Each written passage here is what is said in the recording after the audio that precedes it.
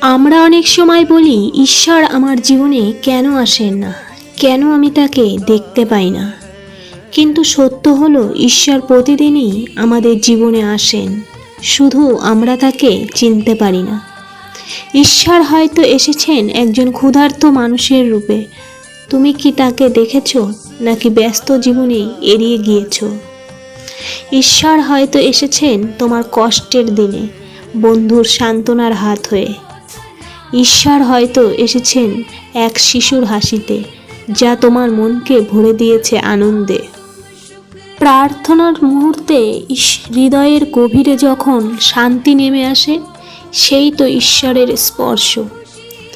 ঈশ্বর প্রতিদিন আমাদের সাথে দেখা করতে আসেন, কখনো মানুষের মধ্যে, কখনো ছোট ছোট আশ্চর্য মুহূর্তে। তুমি কি তার সেই উপস্থিতি চিনতে পেরেছো?